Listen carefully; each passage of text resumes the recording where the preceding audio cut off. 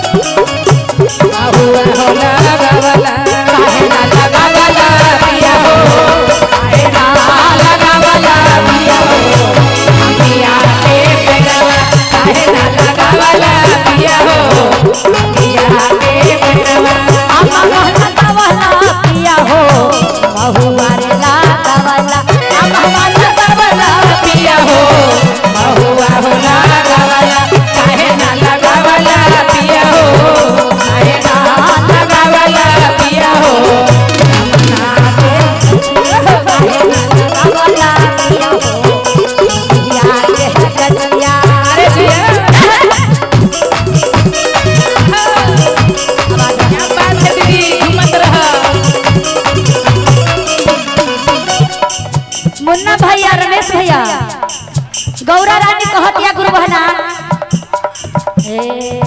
पापा घर रहनी हामा महाया करिया एहो मन मोहन भोला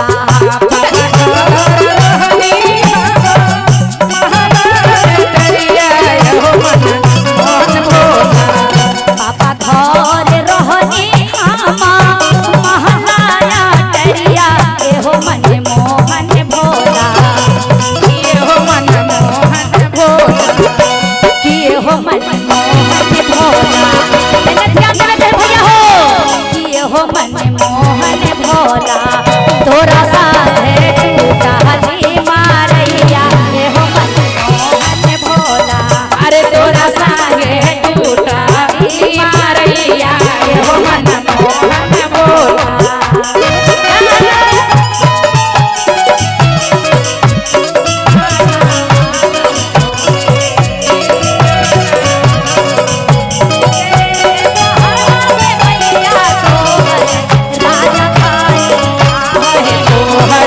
राजा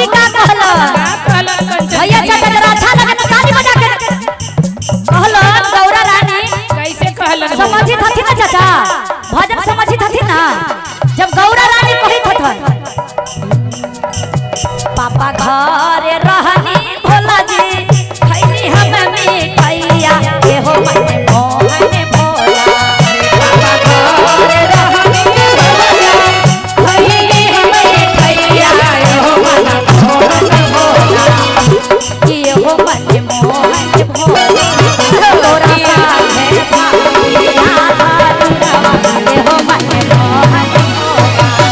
तोरा सामने भागिया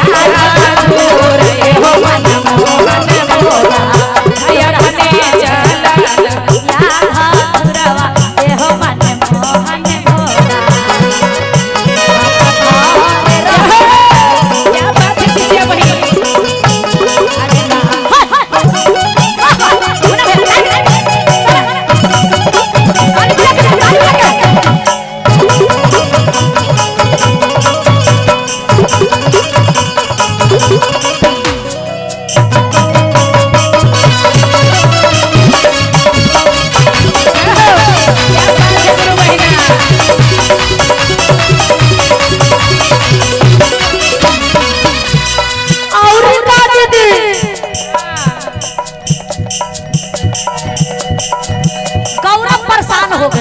गौरव परेशान हो गइल किनका से?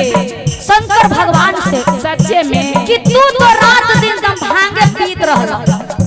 हम पापा घर रहनी तो हम सुंदर सुंदर जैसे हमर मनिंदर भैया के गाड़ी एक 4 व्हीलर किया तो वैसे कहा दिया कहला पापा घर रहनी हमा मोटर गाड़ी चढ़नी ये हो माता पापा घर रहनी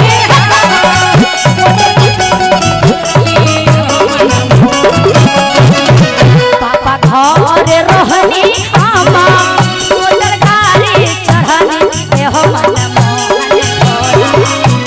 ये हो मन मोहन भोला ये हो मन मोहन भोला तोरा संगे ये हो मन मोहन भोला तोरा संगे ये हो मन मोहन भोला तोरा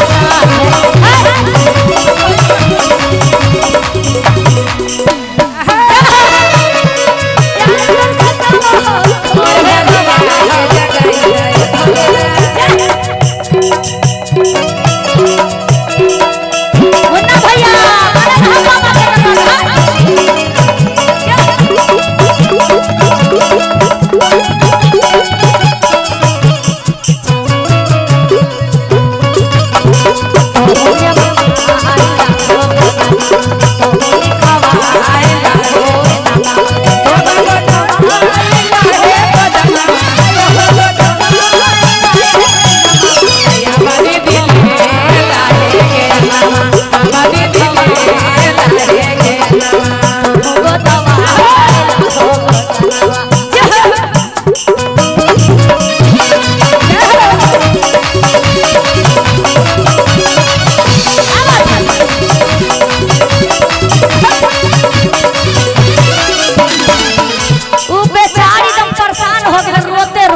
सही में कहीं ठनका दीदी खड़ी हो जाएगी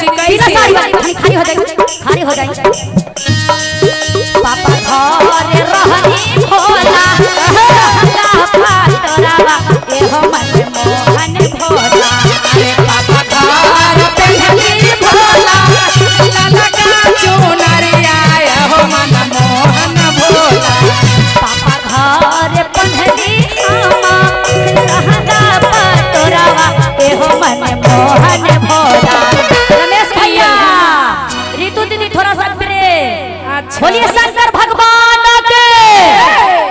गौरा रानी क्या कह रही हैं?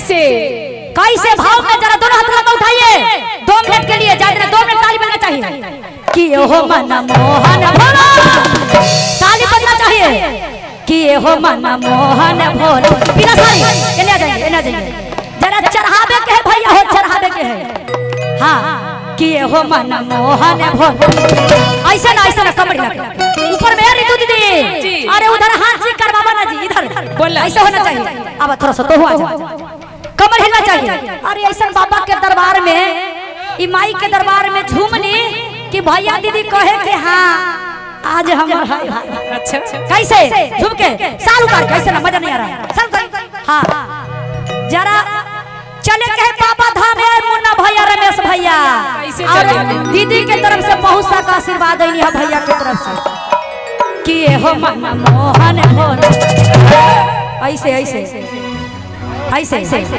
क्या बात है। फिर हम जब ले आप लोग नहीं कीजिएगा, आइए हंस कह रहे हैं आप लोग, ताली बजाइए, ताली बजा के कि पापा घर रहनी भोला। अरे जी हो बच्चन दीदी, अरे बन के दुल्हन आए हो मन मोहन भोला। अरे तोरा संगे बहली भी हो मन मोहन भोला। तोरा संगे बहली भी हो मन मोहन भोला। तोरा संगे बहली भी हो मन मोहन भोला। तोरा संगे मोहन भोला।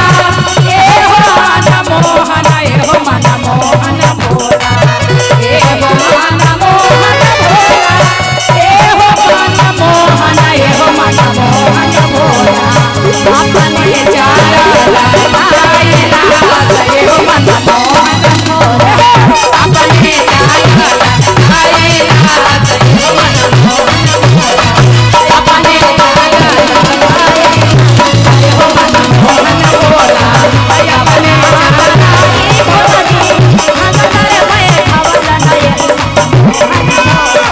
अपने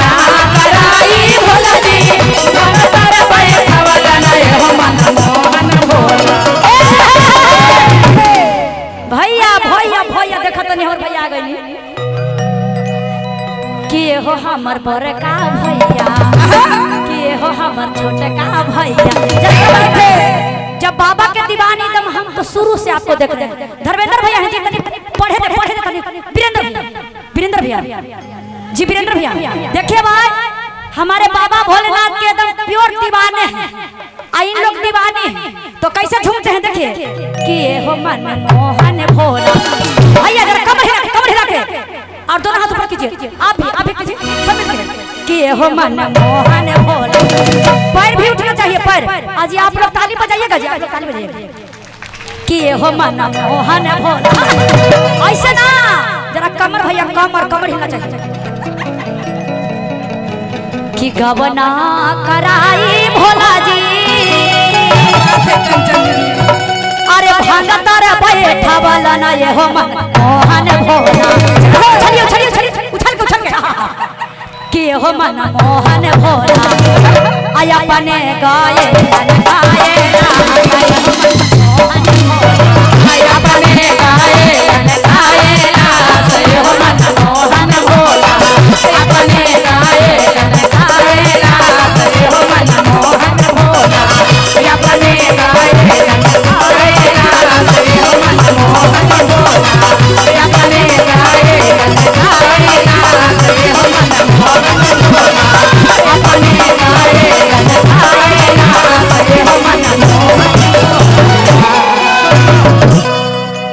प्रेम से बोलिए शंकर भगवान की जय, मैया पार्वती की जय।